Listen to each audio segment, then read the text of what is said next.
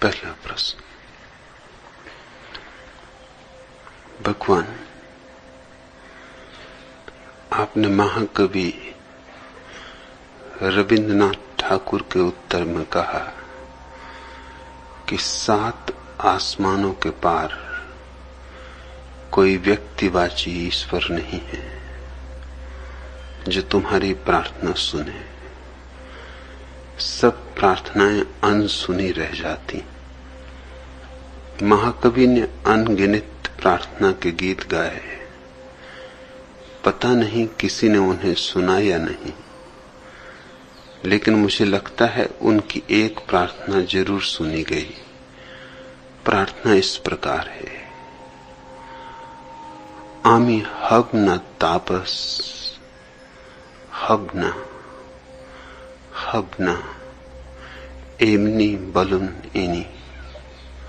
आमी हबना तापस निश्चय यदि न मेले तपस्विनी।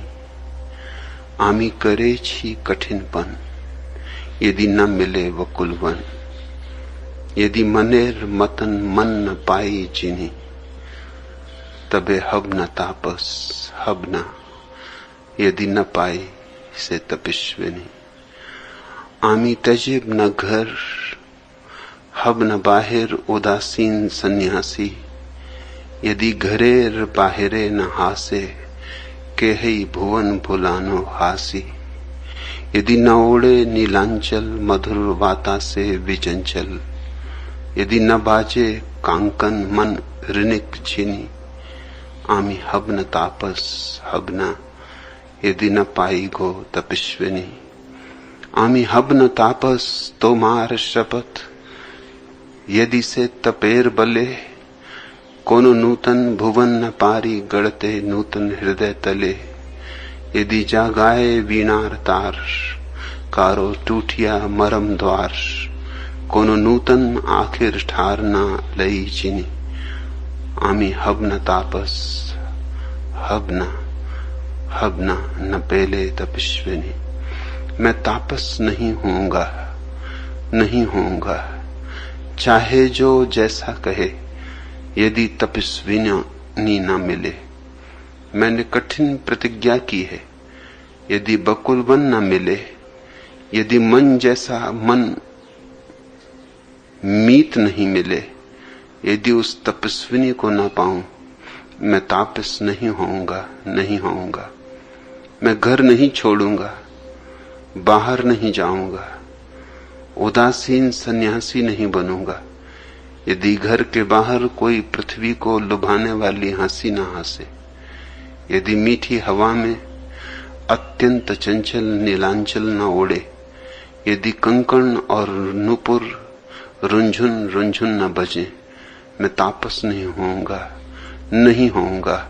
यदि उस तपस्विनी को न पाऊं, तुम्हारी सौगंध, मैं तापस नहीं होऊंगा। यदि उस तपस्या के बल से किसी नूतन हृदय में कोई नूतन भुवन की सृष्टि न कर सका। यदि वीणा के तार झंकृत कर किसी के मर्म द्वार को तोड़कर किसी नूतन आंखों के इशारे को न पहचान लूं, मैं तपस्विनी को पाए बिना तापस नहीं होऊंगा, नहीं होऊंगा, नहीं होऊंगा। भगवान, क्या आपका नव संन्यास महाकवि की प्रार्थना की पूर्ति नहीं है? निखिलानंद।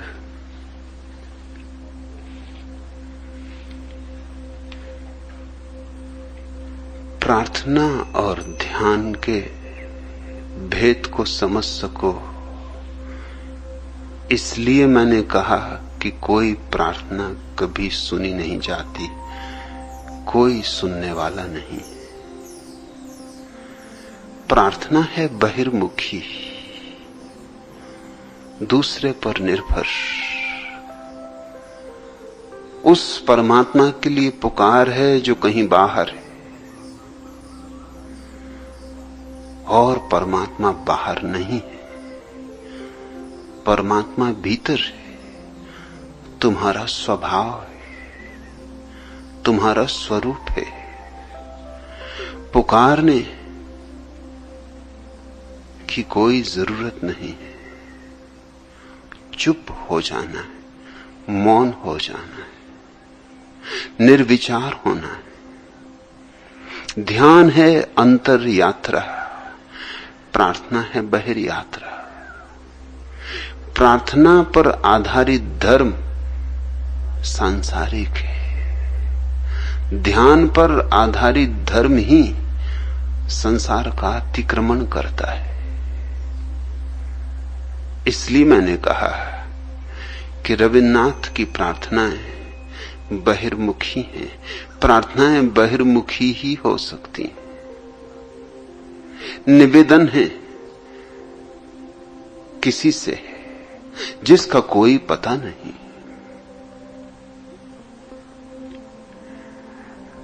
कविता प्यारी हो सकती है, लेकिन कविता और सत्य जरूरी नहीं कि एक हो। इस बात पर जोर देने के लिए कि तुम अंतर्मुखी हो, मत पुकारो, मत चिल्लाओ, मत बजाओ घंटियां मंदिरों की, मत पढ़ो नमाजें मस्जिदों में। ये गुरुद्वारों में चल रहे तुम्हारे जपजी के पाठ कोरे आकाश में खो जाते। यह सब उधेड़ बुन व्यर्थ है।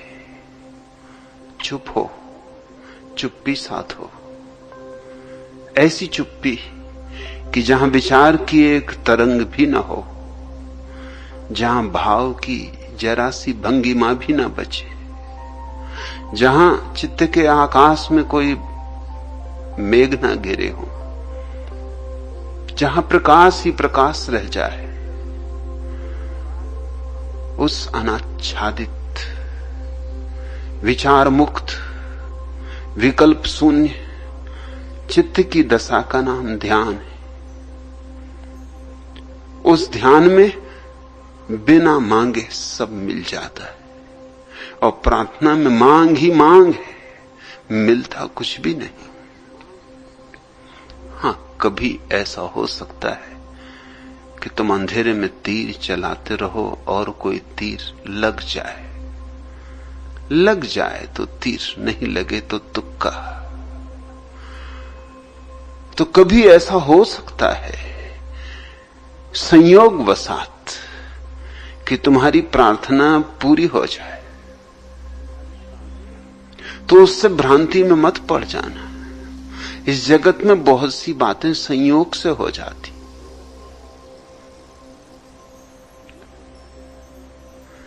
लेकिन संयोग को तुम जीवन के सत्य मत समझ लेना।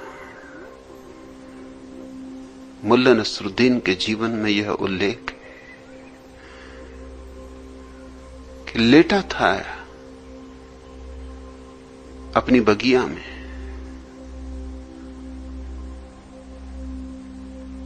बांसों का छप्पर बनाकर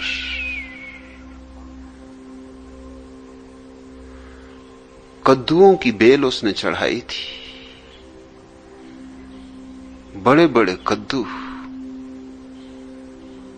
बांसों के उस छप्पर पर लटक रहे थे।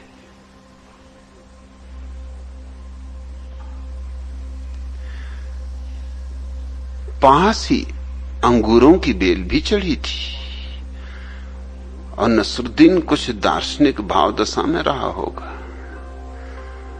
सोचने लगा कि परमात्मा भी कैसा है। अरे जब बनाना ही था तो अंगूर बनाता कद्दुओं जैसे, मजा आ जाता। एक अंगूर काफी होता।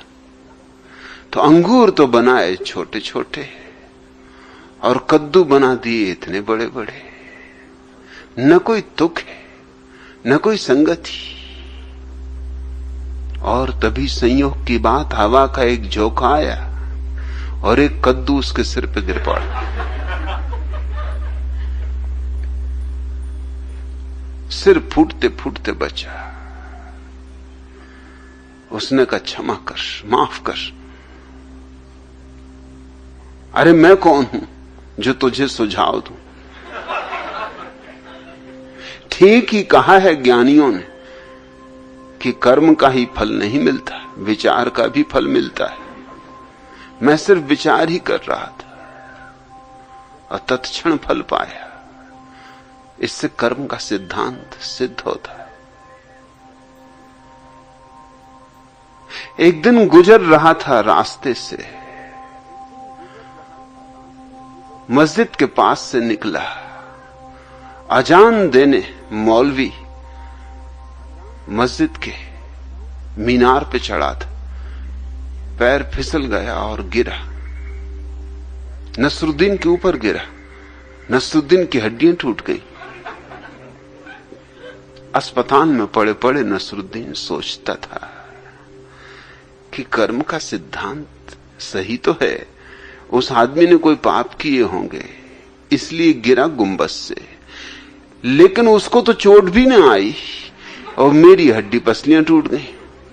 ये कैसा कर्म का सिद्धांत कि कोई करे और कोई और भरे, कोई और बोए कोई और काटे। लेकिन पहली बात भी संयोग थी और दूसरी बात भी संयोग है। आदमी समझा लेता है बहुत तरकीबों से अपने को।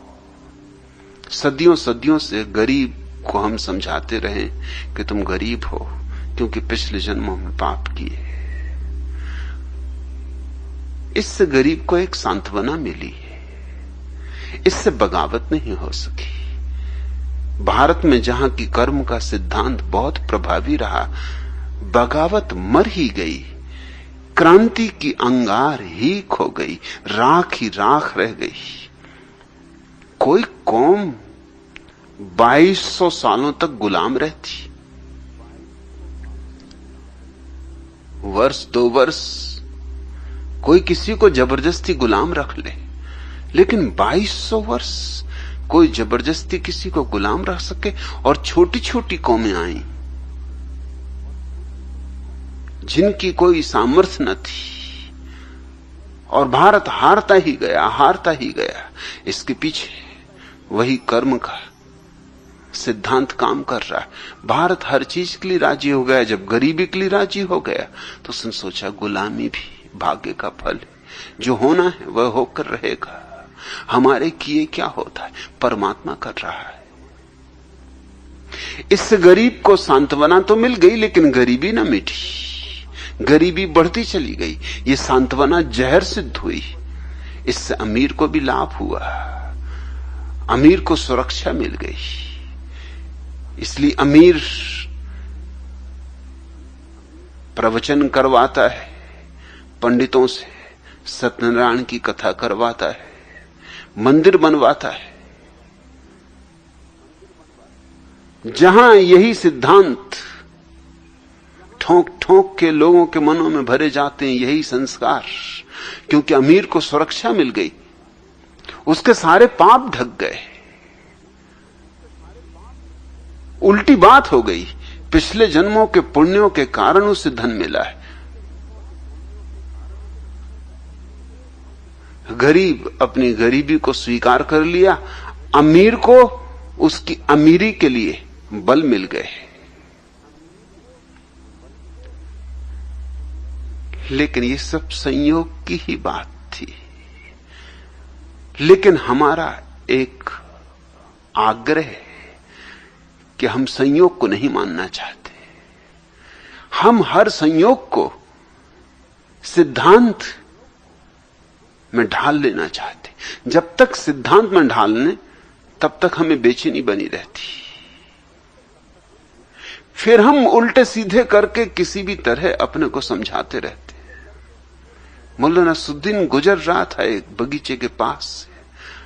आम पक गए थे और आम्र कुंज की गंध हवाओं में तैर रही थी। नहीं रोक सका अपने को, बहुत संभाला, बहुत संयम साधा, बहुत याद किया कि कसमें खा चुका हूं कि चोरी नहीं करूंगा। मगर फिर होशियार आदमी समझाया कि अरे आम तो परमात्मा ने लगाए, ये किसी के सबे भूमि गोपाल की। रस उसने भरा, फल उसने लगाए और कोई कमवक्त समझ रहा है इसके हैं, घुस गया, तोड़ लिए आम, डालियां झुकी आ रही थी, यूं आमों का बोझ था, ऐसे पक गए थे, ऐसे रस भरे थे, अपनी पूरी झोली भर ली। और तभी मालिक आ गया और उसने कहा कि मुल्ला, शर्म नहीं आती, और तुम्हें लोग धार्मिक समझते, तुम मुल्ला हो और चोरी कर रहे हो। नसरुद्दीन ने कहा, कौन कहता मैं चोरी कर रहा हूं? अरे हवा का इतने जोर का झोंका आया, मैं तो रास्ते से निकल रहा था,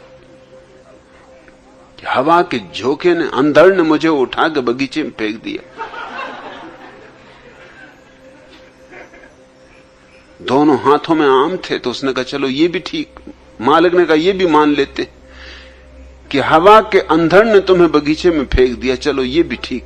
जस्ती तो बात नहीं कि इतने हवा का अंधड़ कभी देखा नहीं इस इलाके में, पर ठीक है तुम कहते हो तो मान लेता हूं। तुम्हारे हाथों में आम कैसे आए?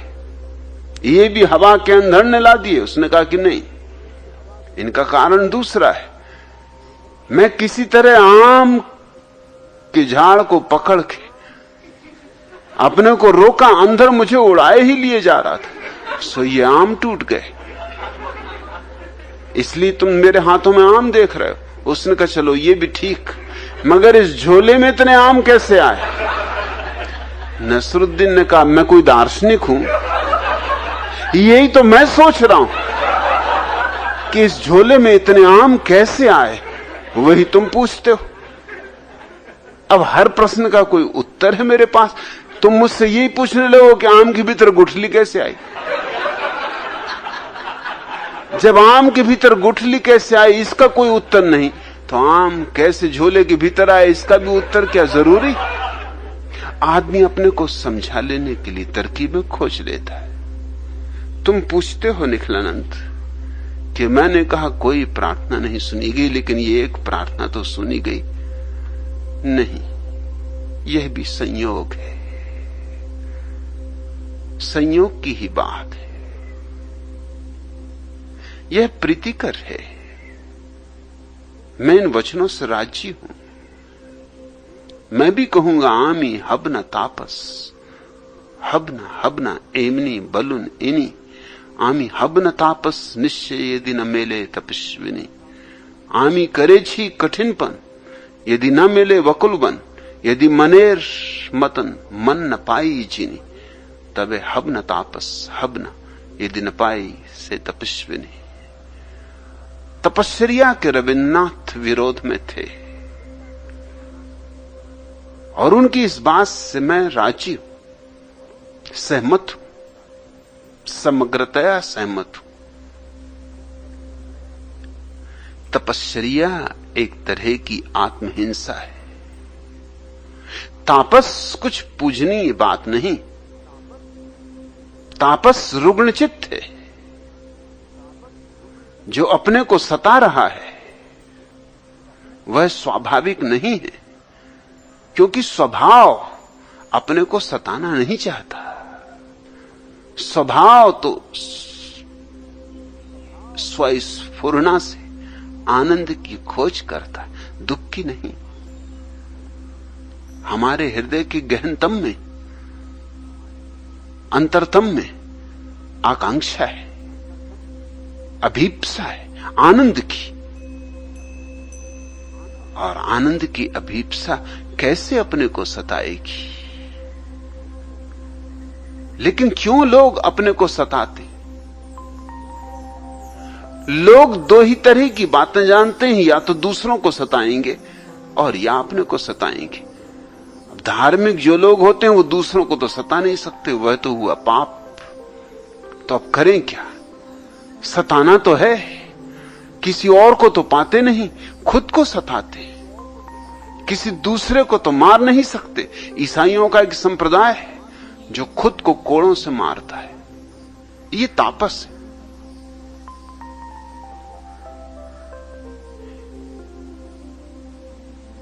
सुबह से उठ के उस संप्रदाय को मानने वाले साधु संत पहला जो काम करते हैं, शरीर को नग्न करके कोड़ों से पिटाई करते, अपने ही हाथ से लहूलुहान कर लेते, और भीड़ देखने इकट्ठी होती।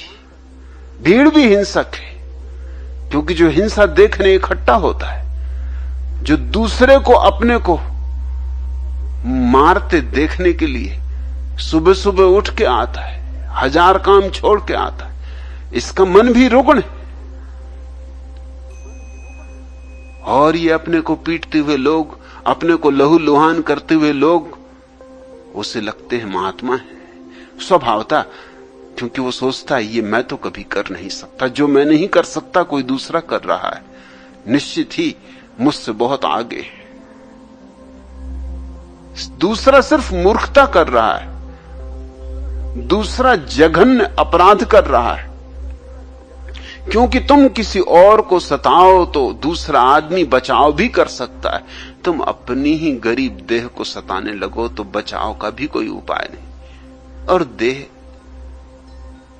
परमात्मा की देन है, प्रकृति की देन है, समग्र की देन है। इसका अपमान अस्तित्व का अपमान है। और क्या होगा कोड़े मारने से? शरीर को लहूलुहान भी कर लिया और कांटों पे भी लिटा लिया, और धूप में भी खड़े रहे और अपने को अंगारों पे भी चला लिया, तो भी क्या होगा? क्या तुम सोचते हो इससे कुछ जीवन की ज्योति जग जाएगी, कोई बुद्धत्व का प्रकाश हो जाएगा? बुद्ध ने 6 वर्षों तक अपने को सताया और कुछ भी न पाया, और जब थक गए, सता के थक गए, तो एक दिन उन्होंने अपने को सताना छोड़ दिया। और जिस दिन अपने को सताना छोड़ा, दूसरों को सताना तो पहले ही छोड़ चुके थे, जिस दिन महल छोड़ा था, जिस दिन राजपाट छोड़ा था, फिर अपने को सताने में लग गए थे। एक संध्या अपने को सताना भी छोड़ दिया, देख लिया वह भी व्यर्थ, यह भी व्यर्थ। और उस रात वह महाक्रांति घट गई। जब सुबह आंख खुली तो वही व्यक्ति नहीं थे वो जो सोए थे। एक नव जन्म हुआ था, एक निर्मल प्रज्ञा का आविर्भाव हुआ था। धूम रहित शिखा भीतर जल रही थी, सब मौन था, सब आनंद था, चारों तरफ अमृत की वर्षा हो रही थी। बुद्ध ने कहा है, जो कर कर के न पा सका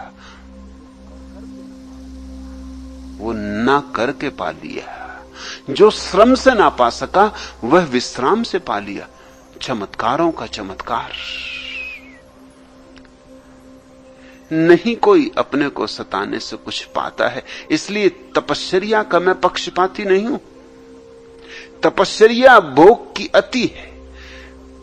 कुछ लोग हैं जो खूब खा खा के अपने को परेशान किए हुए हैं, फिर कुछ लोग हैं, ये वही लोग हैं वस्तुतः जो पहले खूब खा खा के अपने को परेशान किए थे, फिर ये उपवास कर करके अपने को परेशान करते, एक परेशानी से दूसरी परेशानी पे चले जाते। मन अतियों पे चलता है, एक अति से दूसरी अति पे चला जाता। काश बीच में ठहर जाए तो मुक्ति हो जाए। तो ना तो मैं कहता हूं भोग और ना मैं कहता हूं तप, मैं कहता हूं मध्य में ठहर जाओ। बुद्ध ने तो अपने मार्ग को ही मध्यम निकाय कहा, वही है स्वर्ण रेखा। ठीक मध्य में रुक जाना। तुम मध्य में रुके, जैसे कोई घड़ी के पेंडुलम को रोक दे मध्य में तो घड़ी रुक जाती। तुम मध्य में रुके कि मन रुका? मन भी घड़ी है, वस्तुतः घड़ी है, क्योंकि मन समय है। जहां मन ठहरा तुम समयातीत हुए, कालातीत हुए। बुद्ध के पास एक राजकुमार श्रोण ने दीक्षा ली थी, महाभोगी था, और जो होना था वही हुआ। जैसे ही उसने दीक्षा ली अपने को सताना शुरू कर दिया। बौद्ध भिक्षु दिन में 1 बार भोजन करते, वो 2 दिन में 1 बार भोजन करता था। खुद बुद्ध और उनके भिक्षु रास्ते पर चलते, वो रास्ते के किनारे कांटों में पत्थरों में चलता। उसके पैर लहूलुहान हो गए। उसकी देह सुंदर थी, राजकुमार था, कोमल थी, फूल जैसी थी। 6 महीने में ही सूख के कांटा हो गई, काला पड़ गया। उसके परिवार के लोग आते थे, पहचान भी नहीं पाते थे, इतना विकृत कुरूप हो गया। सारे पैरों में घाव हो गए, पीठ से लग गया। बुद्ध ने एक सांझ उसके झोपड़े पे जाके कहा कि श्रोण, तुझसे मुझे एक बात पूछनी। मैंने सुना है कि तुम जब राजकुमार था तो तू वीणा बजाने में बहुत कुशल था। श्रोण ने कहा, यह बात सच है, वीणा में मुझे बड़ा रस था। मैंने अपना जीवन का अधिक समय वीणा को साधने में ही बिताया था। मैं दीवाना था, घंटों वीणा का अभ्यास करता था और निश्चित मैंने वीणा के बजाने में गहरी कुशलता पा ली थी। दूर दूर तक मेरा नाम हो गया था। लेकिन आपको यह पूछने की क्या जरूरत पड़ी? बुद्ध ने कहा, मैं इसलिए पूछने आया हूं कि मैंने कभी वीणा बजाई नहीं, तू मुझे समझा सकेगा? अगर वीणा के तार बहुत ढीले हों तो संगीत पैदा होता है या नहीं? श्रोण ने कहा, आप भी कैसी बात करते? वीणा बजाना या वीणा को जानना जरूरी नहीं, कोई भी कह सकता है कि वीणा के तार अगर बहुत ढीले होंगे तो संगीत पैदा नहीं होगा। तो बुद्ध ने पूछा, अगर तार बहुत कसे हो तब संगीत पैदा होता या नहीं? श्रोण ने कहा, बहुत कसे हो तो टूट जाएंगे, बहुत ढीले हो तो उनमें टंकार ना हो सकेगी, बहुत कसे हो तो छुओगे तो टूट जाएंगे।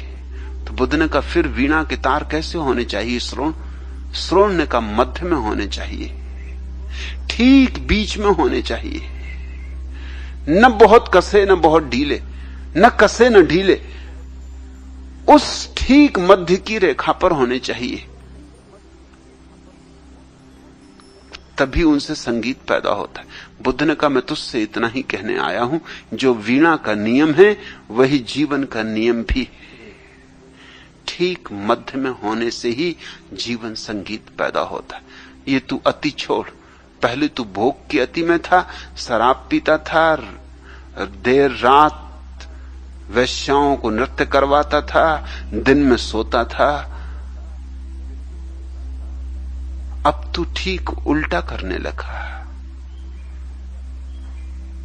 न तो मैं भोग के पक्ष में हूं न तप के।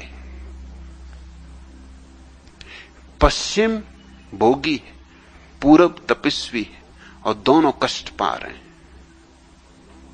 पश्चिम भोग से पीड़ित है और पूरब तपश्चर्या से पीड़ित है। एक अभिनव धर्म चाहिए, एक नई धार्मिकता चाहिए, जो न पूरब की हो न पश्चिम की हो। ये अतियां हैं, जो न भोग की हो न तप की हो, जो बुद्धिमत्ता की हो, जो मध्य में ठहर जाने की हो, जो जीवन वीणा से संगीत उठाने में सफल हो सके। इसलिए रविन्द्रनाथ की बात प्यारी है, लेकिन रविन्द्रनाथ की बात है काव्य की बात। उन्होंने स्वयं कभी जीवन में ध्यान नहीं साधा, करते तो रहे प्रार्थनाएं, यह भी प्रार्थना है। और उनकी प्रार्थना के कारण मेरा नव संन्यास पैदा नहीं हो गया है। उनकी प्रार्थना से मेरे नव संन्यास का क्या संबंध? उन्होंने प्रार्थना न की होती तो भी ये होता, वो ना भी होते तो भी ये होता। मेरे संन्यास की धारणा का जन्म तो मनुष्य जाति का पूरा अतीत इतिहास कारण है इस जन्म के पीछे। क्योंकि मैंने देखा कि दोनों तरह से लोग परेशान हुए, भौतिकवादी परेशान हुए, अध्यात्मवादी परेशान हुए। अब हमें एक ऐसी जीवन दृष्टि चाहिए जो समग्र हो, जो भौतिकवादी हो और अध्यात्मवादी हो। या यूं कहो कि न भौतिकवादी हो न अध्यात्मवादी हो, जो वादी ना हो, विवादी ना हो। जैसे शरीर और आत्मा के बीच एक तालमेल, एक छंदबद्धता है, ऐसी ही एक छंदबद्धता भौतिकता और आध्यात्मिकता के बीच होनी चाहिए। उस छंदबद्धता में ही अनुभव होगा जीवन के सत्य का। रविन्द्रनाथ कवि हैं, ध्यानी नहीं। काश ध्यानी होते तो ये जो उन्होंने कहा है ये प्यारा गीत ही न होता। इस गीत के पीछे अनुभव के प्राण भी होते। कवि अक्सर ऋषियों जैसी बातें कह देते, मगर बस जैसी। कभी कभी ऋषियों से भी बेहतर बातें कह देते, कहने में कुशल होते, मगर अनुभव कुछ भी नहीं होता।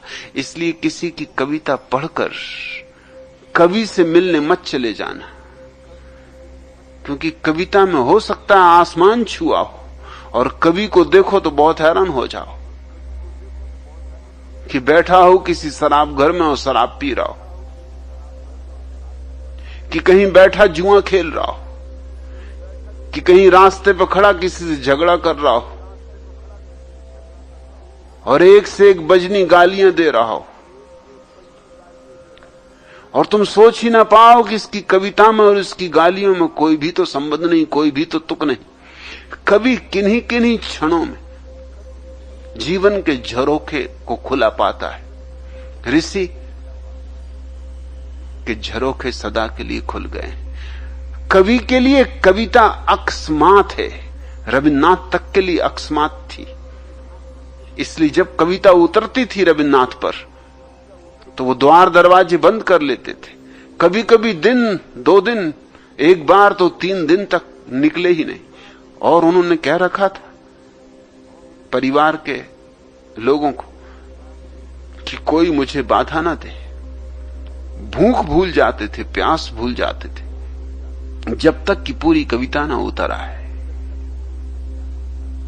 जब तक जो उनके ऊपर मंडराता था पूरा पूरा रूप न ले ले, रूपायित न हो जाए, तब तक भूख प्यास नींद सब भूल जाते थे। लेकिन ये कभी कभी होता था, और जब होता था तब अकस्मात होता था।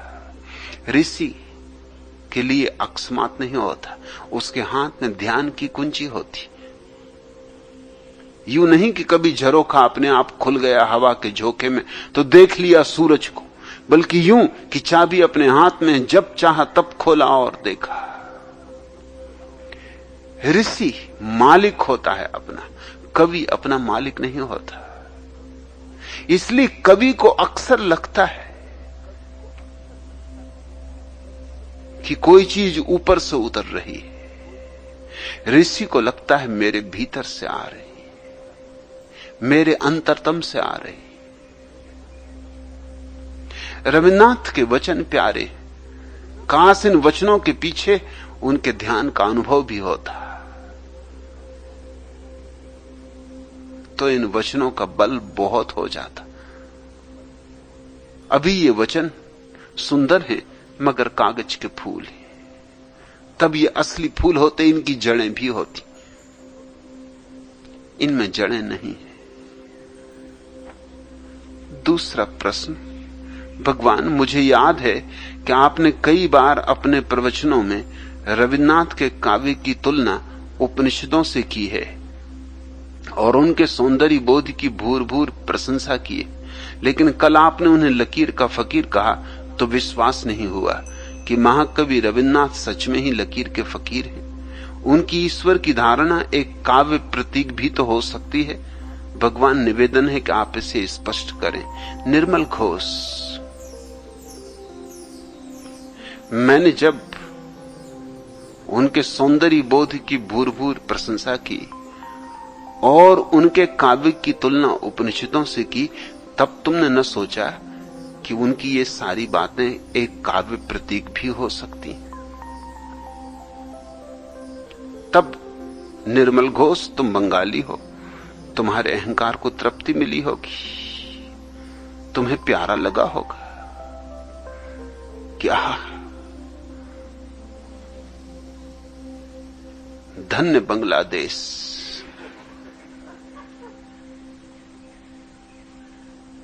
बंग भूमि, सोनार भूमि। तब तुम आह्लादित हुए होगे, तुम्हारे अहंकार को रस आया होगा। और ऐसा तुम्हारे ही साथ नहीं है, यहां इन पिछले 25 वर्षों का मेरा ये निरंतर अनुभव। मैं कृष्ण पर बोला, सैकड़ों प्रवचन कृष्ण पर दिए, कृष्ण की गीता पर बोला, इतना बोला जितना संभवतः मनुष्य जाति के इतिहास में कोई दूसरा व्यक्ति नहीं बोला। लोकमान्य तिलक का गीता रहस्य, गीता पर लिखी गई सबसे बड़ी टीका है, लेकिन मैं जितना बोला हूं उसका केवल 12वां हिस्सा है। लेकिन किसी हिंदू ने मुझसे यह ना कहा कि आप तो हिंदू नहीं हैं, आप कृष्ण की प्रशंसा क्यों कर रहे हैं, आपको कृष्ण की प्रशंसा का कोई हक नहीं। और जब मैंने जरा सी कृष्ण की आलोचना की तो मेरे पास सैकड़ों पत्र आने शुरू हो गए कि आप हिंदू नहीं हैं, आपको क्या हक है कृष्ण की आलोचना करने का।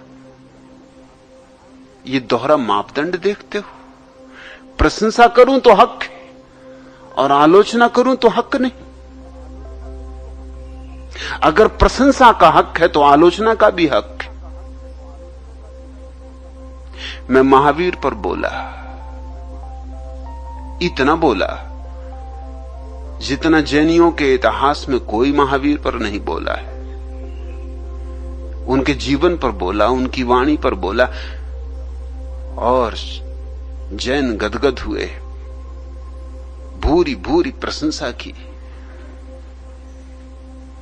और जब मैंने महावीर की जरा सी आलोचना की कि तत्क्षण आग लग गई कि मुझे क्या हक है, मैं उनकी धार्मिक भावनाओं को चोट पहुंचा रहा हूं। और इतने दिन तक मैंने धार्मिक भावनाओं पर फूल चढ़ाए, तो एक आध कांटा चुभाने का हक भी मुझे है। जब गुलाबों की बात करूं तो ठीक, और जब गुलाबों में लगे कांटों की बात करूं तो बस गलत। जब गुलाबों की बात करूं तो सत्य, और जब कांटों की बात करूं तो काव्य प्रतीक।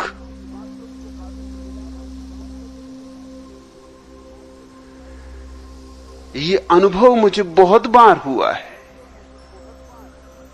अमेरिका से एक महिला ने, 65 वर्ष की उम्र की महिला, जीसस पर मेरी किताबें पढ़ी। जब जीसस पर मैंने बोला तो जीसस के मानने वालों ने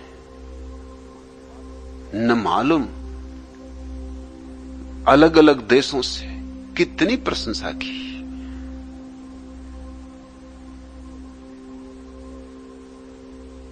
इस वृद्धा ने मुझे लिखा कि आपको पढ़कर ही मैं जीसस को पहली दफा समझ पाई। मानती तो थी मगर समझती नहीं थी। आपने मुझ में जीसस की समझ पैदा की, इसलिए मैं सन्यासिनी होना चाहती हूं। वो सन्यासिनी हो गई और 3 वर्ष तक निरंतर मुझे किताबें भेजती थी, पत्रिकाएं भेजती थी, और हमेशा कुछ न कुछ भेंट भेजती थी। सतत ये क्रम जारी रहा। और एक प्रवचन में मैंने सिर्फ मजाक किया, और मजाक भी झूठ नहीं है। एक बहुत प्राचीन जीसस के संबंध में लिखी गई किताब में यह उल्लेख है कि जीसस बहुत कुरूप थे। कुरूप ही नहीं थे, कुबड़े भी थे। कुबड़े ही नहीं थे, उनकी ऊंचाई भी केवल 4 फीट 5 इंच थी। कुरूप 4 फीट 5 इंच ऊंचाई और कुबड़े। और मैंने तो सिर्फ इसका उल्लेख किया था, और इस बात के लिए उल्लेख किया था कि इस बात की संभावना है, क्योंकि और भी ऐसे उल्लेख पुराने शास्त्रों में हैं यहूदियों के कि जीसस अति कुरूप थे। लेकिन उनके भक्तों ने, उनके प्रेमियों ने कहीं भी उनकी इस कुरूपता का कोई वर्णन नहीं किया है। तो मैंने ये कहा था कि भक्त जिस भाव से देखता है, जिस हार्दिकता से देखता है, वहां शरीर तो खो जाता है, वहां दिखाई पड़ती भीतर की अंतरात्मा, वहां भीतर की ज्योति दिखाई पड़ती। उसकी नजर दिए पर नहीं टिकती, ज्योति पर टिकती। और जो भक्त नहीं है, जो श्रद्धा से देखते नहीं है, उनको ज्योति तो दिखाई पड़ती नहीं, सिर्फ दिया दिखाई पड़ता है। तो मिट्टी का दिया है कि सोने का दिया है, इस पर ही उनकी नजर अटकती। तो जो विरोधी थे उन्होंने तो केवल जीसस की देह देखी, और जो प्रेमी थे उन्होंने जीसस की आत्मा देखी। इस बात का उल्लेख किया था, मगर बुढ़िया एकदम नाराज हो गई। उसने फौरन माला वापस भेज दी और बड़ी नाराजगी का पत्र लिखा कि आपने ऐसी बात कही कि मेरी धार्मिक भावना को बहुत चोट पहुंच गई। मेरा हृदय बिल्कुल खंड खंड कर डाला। लोग उनकी धारणाओं का समर्थन हो, उनकी धारणाएं ठीक हो या गलत, इससे कुछ सवाल नहीं, उनकी हैं इसलिए उनका समर्थन होना चाहिए, तो बड़े प्रसन्न होते हैं। अब जब मैंने कहा था कि रविन्द्रनाथ की सौंदर्य संवेदनशीलता अद्वितीय है, तब निर्मल घोष तुमने जरा भी प्रश्न न उठाया कि आप ये कैसे कहते, इसको तुमने मान ही लिया। और जब मैंने उनके वचनों की तुलना उपनिषदों से की, तब तुमने ये ना कहा कि कहां उपनिषद और कहां रविन्द्रनाथ, आप कैसी तुलना कर रहे। लेकिन कल जब मैंने ये कहा कि वो लकीर के फकीर हैं, बस चोट लग गई।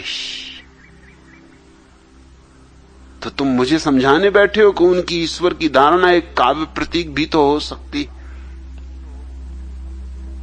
तुम अपने मन को समझा रहे हो कि काव्य प्रतीक ही होगी। रविन्द्रनाथ की धारणा काव्य प्रतीक नहीं है। रविन्द्रनाथ मानते थे कि ईश्वर है और व्यक्तिवाची ईश्वर है।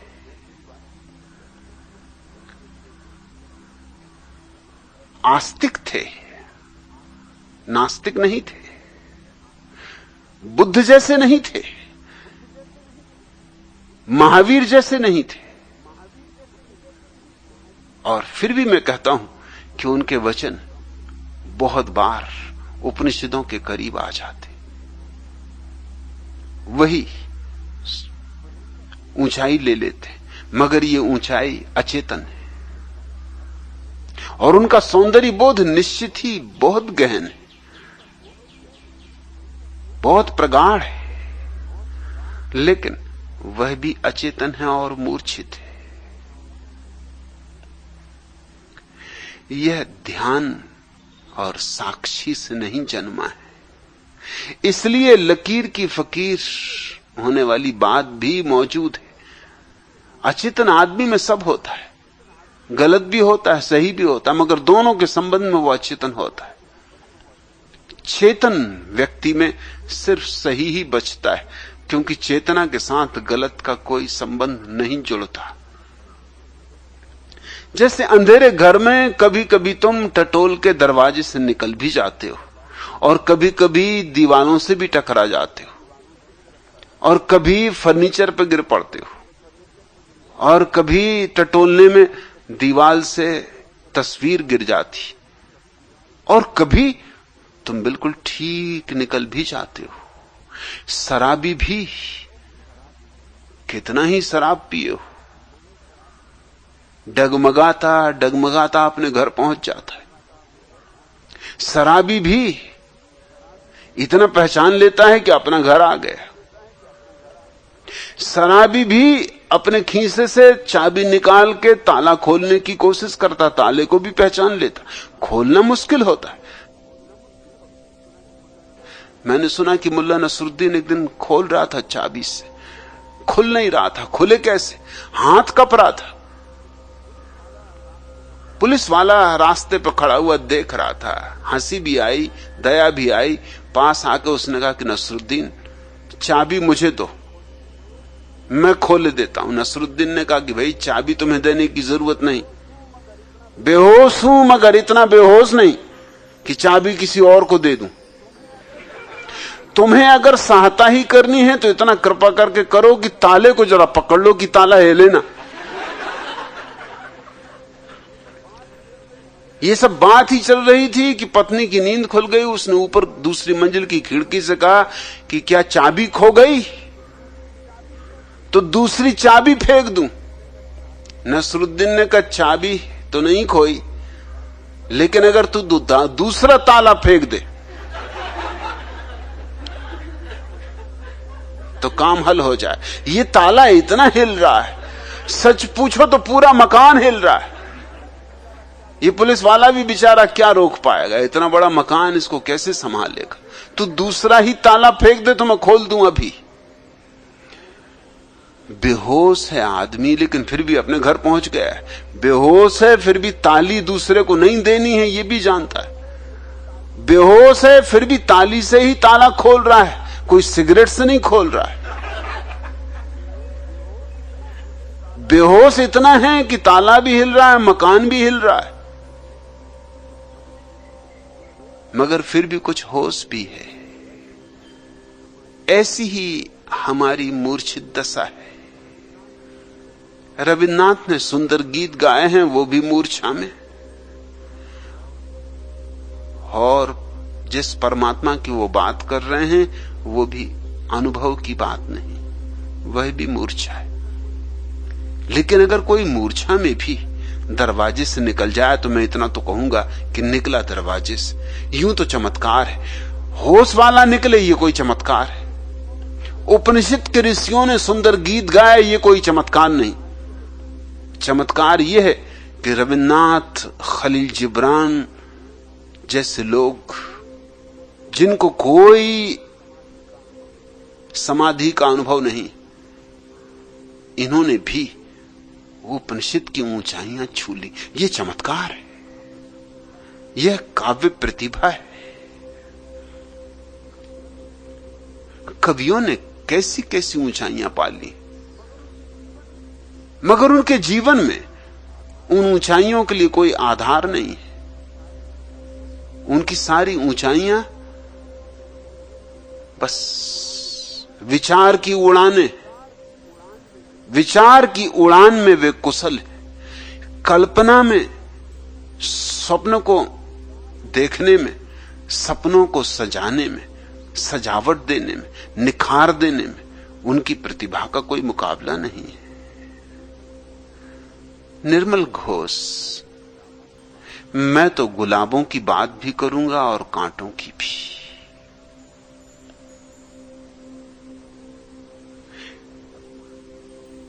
अभी कुछ दिनों पहले बंबई से पारसियों के एक धर्मगुरु अपने 50 शिष्यों को लेकर यहां आए थे। मुझसे उन्होंने प्रार्थना भी की, पत्र भी लिखा कि आप जरथुस्त्र पे कभी बोलें। निश्चित ही जरथुस्त्र में मुझे लगाव है, बहुत लगाव है। कभी उन पर बोला नहीं, जानकर नहीं बोला। जरथुस्त्र की जीवन दृष्टि मुझसे मेल खाती। वे जीवन के पोषक हैं, वे जीवन को जीने के पक्षपाती हैं, त्याग के नहीं, पलायन के नहीं, भगोड़ेपन के नहीं। लेकिन जरथुस्त्र के नाम से जो वचन संग्रहित किए गए वो बहुत साधारण है, इसलिए कभी बोला नहीं, क्योंकि बोलूंगा तो झंझट खड़ी होगी। वो वचन साधारण है। अब जो भी जिम्मेवार रहा हो उन वचनों के लिए, शायद जरथुस्त्री कहने में बहुत कुशल ना रहे हो। कोई आवश्यक नहीं है कि समाधिस्थ व्यक्ति वक्तव्य देने में कुशल हो। जब गैर समाधिस्थ व्यक्ति सुंदर वक्तव्य दे सकता है तो यह भी ख्याल रहे, समाधिस्थ व्यक्ति भी हो सकता है सुंदर वक्तव्य न दे पाए। जब गैर समाधिस्थ व्यक्ति इतनी गहन बातें कह सकता है जिनका उसे कुछ पता नहीं, तो यह भी ख्याल रखना, समाधिस्थ व्यक्ति भी हो सकता है जिसे पता है मगर कह ना पाए। बहुत बार गूंगे का गुड़ हो जाता है सत्य, अनुभव में तो आ जाता है लेकिन कहने के लिए वाणी नहीं होती। तो जरथुस्त्र के वचनों में बहुत मूल्य नहीं, इसलिए मैं टालता रहा हूं ये बात। जरथुस्त्र की जीवन दृष्टि अगर व्यंगम रूप से देखी जाए तो मैं उसका पक्षपाती हूं, लेकिन अगर एक एक वचन का मैं विश्लेषण करने गया तो मेरी मजबूरी है, कांटे आएंगे तो मैं क्या करूंगा, इसलिए टालता रहा हूं। लेकिन उन्होंने खुद प्रार्थना की थी और अभी किसी और प्रसंग में मैंने ये बात कह दी कि गुरु तो कुछ कहता है, शिष्य कुछ समझ लेते हैं। जैसे जरथुस्त्र ने तो भीतर की अग्नि की बात कही थी और शिष्यों ने समझ लिया बाहर अग्नि की पूजा करनी, और अभी भी पूजा जारी है। अगियारियां बन गई, अग्नि के मंदिर बन गए, पारसी अग्नि की पूजा कर रहे हैं। इतना ही कहा था और मेरे पास पत्र आने शुरू हो गए कि आप कौन हैं, आप पारसी नहीं, आपको हमारे धर्म में हस्तक्षेप करने का क्या अधिकार है? प्रशंसा करने का अधिकार है, मैं प्रशंसा करूं तो अधिकार है। और अभी मैंने कोई हस्तक्षेप भी नहीं किया, और मुझसे प्रार्थना करने पारसी आए थे कि जरथुस्त्र पे बोलूं, और अभी इतनी सी बात कही कि भीतर की अग्नि की जगह बाहर की अग्नि मत पूजो, भीतर की अग्नि खोजो। इसमें तो कोई निंदा भी नहीं हुई, कोई आलोचना भी नहीं हुई, और जरथुस्त्र की तो कोई आलोचना नहीं। मैंने कहा गुरु ने कुछ कहा, शिष्यों ने कुछ समझा। गुरु सदा भीतर की बात कहते हैं और शिष्य सदा बाहर की बात समझ लेते हैं, और यह होने वाला है क्योंकि शिष्य की दृष्टि बहिर्गामी है और गुरु की दृष्टि अंतर्गामी, इसलिए रूपांतर हो जाएगा, होने ही वाला है। मगर बड़े क्रोध से भरे हुए पत्र आ गए हैं, अखबारों में पत्र छप गए कि मुझे कोई हक नहीं है। एक सज्जन ने तो यह भी लिखा है कि अगर हमें भीतर की अग्नि भी उपलब्ध हो जाए तो भी हम बाहर की अग्नि की पूजा नहीं छोड़ेंगे। कौन तुमसे कह रहा तुम छोड़ो?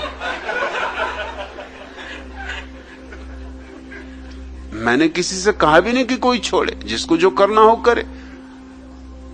यहां तो एक से एक पागल हैं, कोई गौ माता की पूजा कर रहे हैं, कोई हनुमान जी की पूजा कर रहे हैं, तो कोई हर्जा नहीं, अग्नि की पूजा करो। कोई पीपल देवी की पूजा कर रहे हैं, पत्थरों पर फूल चढ़ाए जा रहे हैं, तो अग्नि कुछ बुरी नहीं, सुंदर प्रतीक है। लेकिन ये सज्जन कह रहे हैं कि हमें भीतर की अग्नि का अनुभव भी हो जाए तो भी हम बाहर की पूजा बंद नहीं करेंगे। और आप हैं कौन? आप पारसी नहीं। जैसे कि मेरा पारसी होना जरूरी है, जरथुस्त्र के संबंध में कुछ कहने को मेरा पारसी होना जरूरी है, बुद्ध के संबंध में कुछ कहने का मेरे लिए बौद्ध होना जरूरी है। ये क्या ठेकेदारियां बना रखी? मेरा जरथुस्त्र से प्रेम है, कहूंगा जो मुझे कहना है, कहूंगा। मुझे रविन्द्रनाथ से भी प्रेम है, लेकिन प्रेम का मतलब ये नहीं होता जैसा कि तुम समझते हो निर्मल घोष, और सारे लोग समझते हैं कि प्रेम अंधा होता है। मेरा प्रेम आंख वाला है। जब फूल होगा तो फूल कहूंगा, जब कांटा होगा तो कांटा कहूंगा।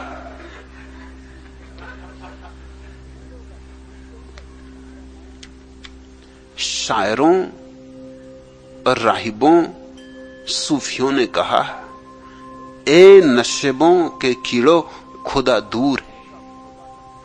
आदमी का खुदा तक पहुंचना गलत, आदमी का तस्वर भी मजबूर है। शायरों ने कहा, पादरियों ने कहा, सूफियों ने कहा कि नीचाइयों के कीड़ो, कहां तुम और कहां खुदा, बहुत दूर है। और आदमी खुदा तक पहुंचे, ये बात ही गलत। अरे आदमी की कल्पना भी नहीं पहुंच सकती वहां तक। शायरों, राहिबों, सूफियों ने कहा, ए नशेबों के कीड़ो खुदा दूर है। आदमी का खुदा तक पहुंचना गलत, आदमी का तस्वर भी मजबूर है। मैंने फूलों से, शबनम से, तारों से पूछा तो सब झेप कर मुस्कुराने लगे। मैं तो समझा था इक्फाए हक सिर्फ खल्लाक दानिशवरों ही का दस्तूर है। मैंने एहसास के अनगिनत तार छेड़े मगर कोई नगमा न पैदा हुआ। यानी इंसान का वजदान भी इस अलवही धुंधलके की शिद्दत से मशहूर है। आखिरकार जब आदमियत से पूछा तो ये देखकर दम बखुद रह गया, आदमी का खुदा तक पहुंचना गलत, आदमी से अभी आदमी दूर है। आदमी आदमी को समझने लगा तो खुदा खुद जमी पर उतर आएगा। आदमी का खुदा तक पहुंचना तो क्या, आदमी तो खुदाई पे छा जाएगा। ईश्वर की बात ही व्यर्थ है। आदमी को ही समझ लो, आदमियत को ही समझ लो, आदमी के भीतर छिपे हुए राज को पढ़ लो। यह आदमी के हृदय में जो कुरान और वेद और बाइबल, थोड़ी सी इसकी समझ आ जाए, थोड़ी ये लिखावट पहचान में आ जाए, तो किसी खुदा को खोजने की जरूरत नहीं। आदमी खुद खुदा है। आदमी का खुदा तक पहुंचना तो क्या, आदमी तो खुदाई पे छा जाएगा। मैं मनुष्य की भगवत्ता में भरोसा करता हूं और किसी भगवान में नहीं। इसलिए मैंने कहा कि रविन्द्रनाथ जिस भगवान से प्रार्थनाएं कर रहे हैं वैसा भगवान कहीं भी नहीं है। वे प्रार्थनाएं सूने आकाश में खो जाती।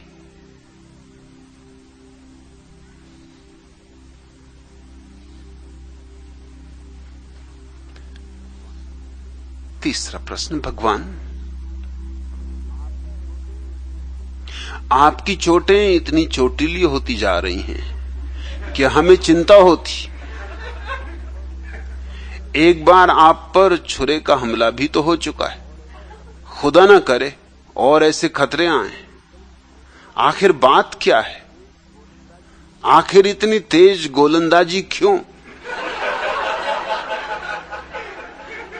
मोहम्मद कृष्ण, मैंने कहा ना, 2 ही दिन पहले कहा, न उनकी रीत नई, न अपनी प्रीत नई, न उनकी हार नई, न अपनी जीत नई। छुरा फेंकना तो सिर्फ हार गए इसका प्रतीक है। जब तुम किसी आदमी को जवाब ना दे सको, जब तुम्हारी बुद्धि पराजित हो जाए, तभी लोग छुरे फेंकने को तैयार होते। सुकरात को जहर दिया इसलिए कि एथेंस के पंडित और पुरोहित और तथाकथित ज्ञानी सुकरात को उत्तर देने में असमर्थ हो गए। अब एक ही उपाय था कि इसका गला ही घोंट दो। लेकिन क्या सुकरात का गला घोंटने से गला घुटता है? क्या सत्य का गला घोंटने से गला घुटता है? सत्य तो जिए चला जाता, सुकरात मर गया हो, लेकिन सुकरात ने जिस सत्य की ज्योति को जलाया था उसे तो नहीं बुझाया जा सकता। जब जेरूसलम के पादरी और पुरोहित, पंडित, धर्मशास्त्री हारने लगे जीसस से, जवाब न बन पड़े उनसे, तो जीसस को सूली थी। सरमत का गला काटा। किसने काटा? उन लोगों ने काटा जिनके पास इतनी प्रतिभा न थी कि सरमत का मुकाबला करते। मोहम्मद कृष्ण, मुझ पर जो छुरा फेंका गया वो इस बात का प्रतीक है कि अब साफ होने लगा कि लोगों के पास जवाब नहीं है। जब लोग मारकाट पर उतरने लगे तो समझ लेना कि हार चुके, अब अपनी पराजय को स्वीकार कर रहे हैं। और तुम कहते हो खुदा ना करे और ऐसे खतरे आए। किस खुदा की बात करो? फिर तुमने वही बात छेड़ दी। तो क्या तुम सोचते हो ये खुदा ने किया था, ये जो छुरा फेंका गया? पहले ये तो सोचोगे खुदा का फिर बड़ी झंझट हो जाएगी। फिर खुदा ने सुकरात को जहर पिलवाया, फिर खुदा ने जीसस को सूली लगवाई, फिर खुदा ने सरमत का गला काटा। अगर खुदा ये काम करवा रहा हो तो ही सोचा जा सकता है खुदा ना करे और ऐसे खतरे आए। कोई खुदा नहीं और खतरे आएंगे तो मुझ पे छोड़ो, खुदा पे मत छोड़ो। जब तक मैं मौजूद हूं खतरे आएंगे। क्या खाक खुदा करेगा? खुदा लाख उपाय करे, मुझे जो कहना है कहूंगा, जो जीना है जीऊंगा, उसमें रत्ती भर समझौता नहीं कर सकता हूं। और समझौता करना उचित भी नहीं। जिंदगी तो यूं ही चली जाने वाली, जिंदगी को बचाना का कोई उपाय भी नहीं है। तो जो जिंदगी चली ही जाने वाली है उसके लिए क्या समझौते करने?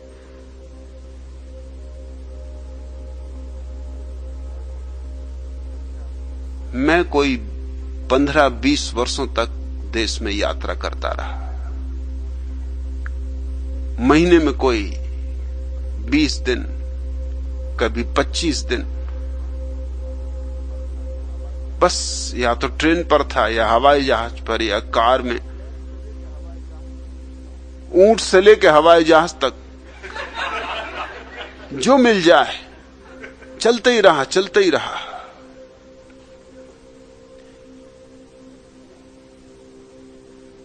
मेरी नानी सीधी सादी महिला थी। वो हमेशा मुझे, जब भी मैं यात्रा पर जाता है तो मुझसे कह देती कि देखो 2 बातें ख्याल रखना। एक तो चलती गाड़ी में मत चढ़ना,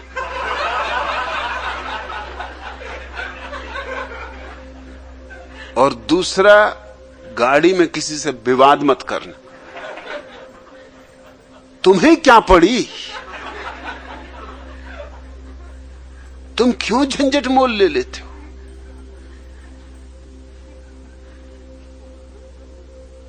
जो जिसको करना है करने दो, जो जिसको ठीक जचे करे।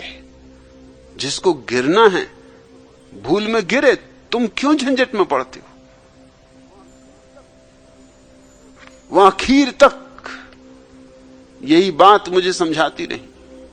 एक दिन मैंने उनको कहा कि चलती गाड़ी में क्या खतरा है? गिर जाओ, चोट लग जाए, आदमी मर तक जाते हैं चलती गाड़ी। और मैंने कहा विवाद में क्या खतरा है? विवाद ने कहा कि खतरा है क्योंकि मैंने देखा कि तुम जिससे विवाद करो उसको ही क्रुद्ध कर देते हो। वो भनभना जाता, जवाब तो उससे बनते नहीं। मार काट पे कोई उतारू हो जाए, अरे गुंडा हो, बदमाश हो, क्या फायदा झगड़े से? तो मैंने उनसे कहा बात इतनी है ना कि गाड़ी में चलना, चढ़ती गाड़ी में चढ़ना या उतरना या किसी से विवाद करना, इसने जीवन को खतरा। उन्होंने कहा जीवन को खतरा है। मैंने कहा जीवन को वैसी खतरा है क्योंकि 100 में से 99 आदमी तो खाट पे ही मरते। तो खाट पे सोऊं कि न सोऊं?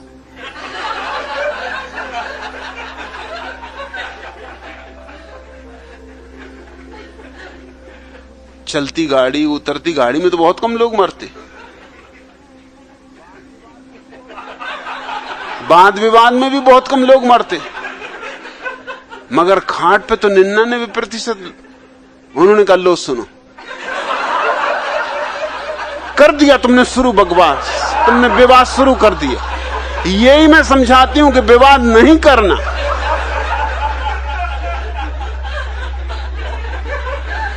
अब इसका कौन उत्तर देगा? इसमें झगड़ा हो जाए। अब मुझे भी उत्तर नहीं सूझता, इसका क्या उत्तर? बात तो सच्ची, बात तो तुम सच्ची कहते हो मगर कड़वी कर देते हो। अब ये बात तो सच्ची है कि खाट पे ही मरना पड़ता है, तो अब क्या खाट से बचने लगे तो फिर जीना ही मुश्किल हो जाएगा। फिर कहां जाओगे, क्या करोगे, कहां सोओगे? कहीं तो सोओगे, कहीं तो उठोगे, कहीं तो बैठोगे। मकान के भीतर रहो, मकान गिर जाए, मकान में आग लग जाए। जिंदगी तो मोहम्मद कृष्ण यूं ही है, आई गई। मुल्ला नसरुद्दीन शिष्य हो गए थे एक फकीर के।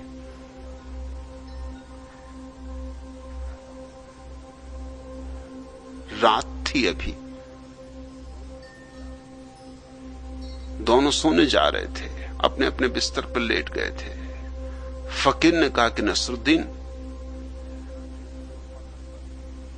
जरा देख तो बाहर वर्षा तो नहीं हो रही।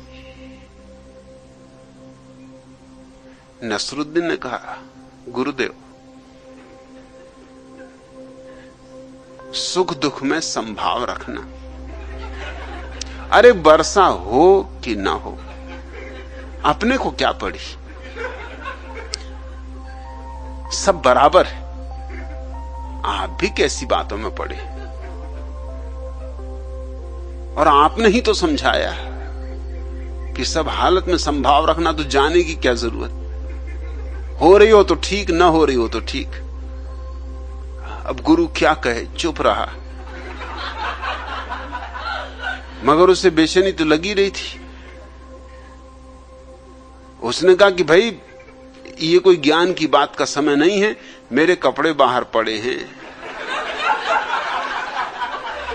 वो भीग गए तो सुबह क्या पहनूंगा।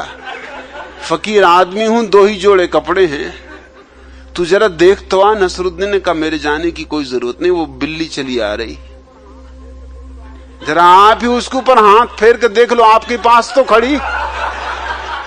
अगर भीगी हो तो समझना हो रही वर्षा, अगर न भीगी हो समझना नहीं हो रही।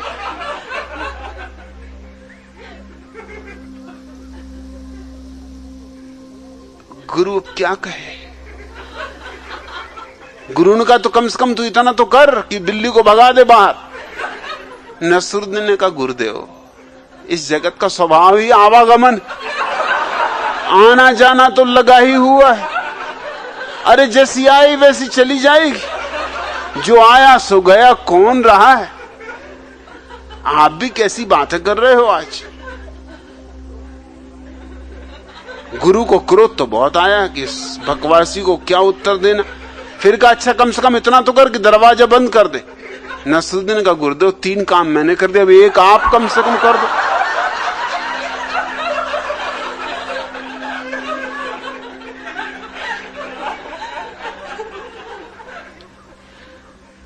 मोहम्मद कृष्ण तुम पूछते हो इतनी तेज गोलंदाजी क्यों? अभी तो कुछ भी नहीं है, यह तो शुरुआत है। तुम जैसे जैसे तैयार हो जाओगे वैसे वैसे मैं भी छुरे पे धार रखता रहता हूं। तुम जितने तैयार होगे उतने ही निपट नग्न सत्य तुमसे कहना चाहूंगा। तुम तैयार न थे तो इन्हीं सत्यों को मैंने थोड़ी सी शक्कर की परत चढ़ा के कहा था, तुम तैयार हो गए तो शक्कर की परत को गिराया जा रहा हूं। लोग सोचते हैं कि मेरी बातों में असंगति है, वो गलती में। असंगति उन्हें इसलिए दिखाई पड़ती है कि कल मैंने कुछ कहा था, आज कुछ कह रहा हूं। मेरी बातों में एक समग्र संगति है, मगर संगति को देखने के लिए सूझ चाहिए। मैं तुम्हारी तैयारी देखकर ही बोलता हूं। तुम्हारी तैयारी बढ़ती जाती है तो मेरे बोलने का ढंग बदलता चला जाता है। फिर मुझे किन्हीं सत्यों पर चाशनी चढ़ाने की कोई जरूरत नहीं। फिर वैसा ही कह दूंगा जैसे हैं। जब बाजार में भीड़ भाड़ में बोल रहा था तो निश्चित ही उस ढंग से बोल रहा था जिस ढंग से भीड़ भाड़ समझ सकती थी। जिनके बीच बोलना हो उनकी ही भाषा बोलनी पड़ती। अब बोल रहा हूं सन्यासियों के बीच, अब उनके बीच बोल रहा हूं जो कि तैयार हैं समझने को, सुनने को। सत्य चाहे फिर कितना ही कड़वा कैसा ना क्यों ना हो, जो निर्वस्त्र सत्य को, नग्न सत्य को समझने को राजी हैं, अब उनके बीच बोल रहा हूं। इसलिए चोट तो गहरी होती चली जाएगी, और चोट गहरी होगी तो खतरे भी आएंगे। खुदा के किए न किए कुछ होने वाला नहीं। मोहम्मद कृष्ण, मैं ही खतरों को निमंत्रण दे रहा हूं, और निमंत्रण दिए बिना काम हो भी नहीं सकता। सिर्फ ताराजिए गुलजार का शिकवा तो नहीं, सिर्फ ताराजिए गुलजार का शिकवा तो नहीं, आसमां पर भी सितारों की कमी पाता हूं। सिर्फ ताराजिए गुलजार का शिकवा तो नहीं, आसमां पर भी सितारों की कमी पाता हूं। सफ के शाम हो या सुबह की अंगड़ाई हो, सब नजारों में बहारों की कमी पाता हूं। जिस्म कहता है कि मैं हद नजर को छू लूं, जहन कहता है सहारों की कमी पाता हूं। अजनबी राह से पहुंचा हूं यहां तक, लेकिन मुझको इस बज्म से मानूस न होना आया। मैं महक बन के कफस में भी पर अफसा ही रहा, रंग बनकर मुझे महबूस न होना आया। तीरगी कुलबाए दहका की रही मद्द नजर, हजलाए शाह का फानूस न होना आया। मेरी मंजिल को उफक पार बताने वाले मैंने देखा है, उफक ताब उफक कोई नहीं। एक मरकज हो तो जचता है तजस्सुम, लेकिन अनगिनत दायरों में घूमती रहती है जमी। हर उफक पर उफ के नौ की सदा आती। तेरी मंजिल है बहुत दूर, कहीं और कहीं। अब मुसाफिर को नए अज़्म सफर से क्या काम, अब इसी बज़्म पे परचम मेरा लहराएगा। इस बियाबा में चमनजार सजाने के लिए मेरा एहसास मेरा आईना बन जाएगा। इतने तूफान उठाऊंगा कि तारीखों में अपने ताबूत से दहकान निकल आएगा। मुंजमिद कोहरे को चटकाएगी सूरज की किरण, इन धुनकों के कलेजे में उतर जाएगी। साए सिमटेंगे कि जुल्मत पे कोई आंच ना आए। तीरगी चाहेगी लेकिन न अमा पाएगी। सीनाए संग की हिद्दत से खिलेंगे गुलजार, इतनी शिद्दत से जमाने में बाहर आएगी। बहुत पतझड़ पाता हूं, वसंत चाहिए। तारों तक को उदास पाता हूं, नृत्य चाहिए। कुछ करना होगा। इतने तूफान उठाऊंगा कि तारीखों में अपने ताबूत से दहकान निकल आएगा। इतने तूफान उठाने कि ताबूतों में जो बंद हैं लाशें, वो भी निकल आए। लोग मुर्दा हो गए, मर चुके, उनको फिर से जिंदगी देनी, उनको फिर से जगाना है। और ये नींद कोई साधारण नींद नहीं, सदियों पुरानी नींद है। ये मौत की नींद है। तूफानों के बिना कुछ होने वाला नहीं। मुंजमिन कोहरे को चटकाएगी सूरज की किरण। ये जमी हुई धुंध, सदियों पुरानी धुंध, इसको चटकाना है, सूरज की किरण उगानी। इन धुंधलकों के कलेजे में उतर जाएगी, और जब किरण इन धुंधलकों के कलेजे में उतरेगी, साए सिमटेंगे कि जुल्मत पे कोई आंच ना आए। और अंधेरा तो इंकार करेगा कि अंधेरे पे कोई आंच ना आए, कि अंधेरे को कोई चोट ना लगे। साए सिमटेंगे कि जुल्मत पे कोई आंच ना आए। तीरगी चाहेगी लेकिन ना आमा पाएगी। और अंधेरा अपने को बचाना चाहेगा, लेकिन उसे शरण नहीं मिलने देनी। तीरगी चाहेगी लेकिन ना आमा पाएगी। सीनाए संग की हिद्दत से खिलेंगे गुलजार। पत्थर की छाती की गर्मी से फूल खिलाने, पत्थर की छाती पर फूल खिलाने। छाती आदमी की पत्थर की हो गई, यूं कोई साधारण काम नहीं है अब। सीनाए संग की हिद्दत से खिलेंगे गुलजार। इतनी शिद्दत से जमाने में बाहर आएगी। कठिन तो काम है, लेकिन इसलिए तो उसे करने में मजा भी है, एक चुनौती भी है। सनसनाते हैं अंधेरे तो लरसते क्यों हो। हर नई सुबह की तकलीफ यूं ही होती। याद रखो, अंधेरा टूटता है, रात टूटती है, रात मरती, तभी तो सुबह का जन्म होता है। ऐसे ही तो उत्पत्ति होती है सुबह की। सनसनाते हैं अंधेरे तो लरसते क्यों हो। हर नई सुबह की तकलीफ यूं ही होती है। रात की आंख से ढलका हुआ ताबा आंसू दर हकीकत मेरे झूमर का गिरा मोती है। बतने गेती में धड़कती हैं तजल्ली गाहें, जब सफक शाम की वादी में लहू बोती। कौन जाने की चटकने की रियाजत है यही। लोग कहते हैं कि मासूम कली सोती। जब कली चौंक के चटकी तो गुलिस्तान जहां एक अलाव की तरह शोला फिसा भड़केगा। कदरें बदलेंगी, यकीन बदलेंगे, तुम बदलोगे। तीरगी में भी तजल्ली का गुमा धड़केगा। मैं तो कहता हूं मसीयत भी तड़फ उठेगी। दस्ते इंसान से जब इदराक का दर खड़केगा। नहकते गुल में पिघल जाएगा कांटों का वजूद। इतनी शिद्दत से मेरा अब्र रवां कड़केगा। इतने जोर से बिजली कड़कानी कि कांटे पिघल जाएं, कि कांटे पिघलें और फूलों में डल जाएं। नहकते गुल में पिघल जाएगा कांटों का वजूद। इतनी शिद्दत से मेरा अब्र रवां कड़केगा। मैं तो कहता हूं मसीयत भी तड़फ उठेगी। दस्ते इंसान से जब इदराक का दर खड़केगा। कदरें बदलेंगी, यकीन बदलेंगे, तुम बदलोगे। तीरगी में भी तजल्ली का गुमा धड़केगा।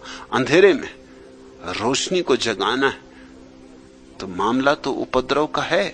जब कली चौंक के चटकी तो गुलिस्तान जहां एक अलाव की तरह शोला फिसा भड़केगा। एक अलाव बन जाएगा जब कली झटकेगी, एक आग भड़केगी। खतरे तो आएंगे, मेरे साथ हो मोहम्मद कृष्ण तो खतरे की तैयारी रखो। और खतरों में जीना ही एकमात्र जीना है। खतरे में जो जीने से डरता है वह जीना ही नहीं चाहता है।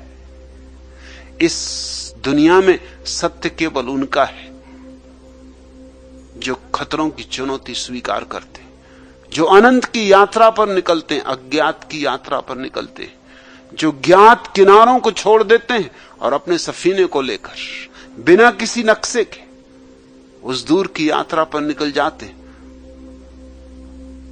जिसका कुछ ठीक पता नहीं, ठिकाना नहीं, हो भी ना भी हो। वो दूर किनारा पता नहीं है भी या नहीं, लेकिन उस दूर किनारे की खोज का मजा इतना है कि खोजी अगर सागर के बीच में भी डूब जाए, मझधार में भी डूब जाए तो पहुंच जाता है। और जो इसी किनारे बैठे रह जाते, डरे हुए, भयभीत, वे किनारे पे भी बैठे रहें तो सड़ते रहते। उनकी जिंदगी मौत है। एक ऐसी भी जिंदगी है जो मौत है, और एक ऐसी भी मौत है जो जिंदगी है। आज इतना।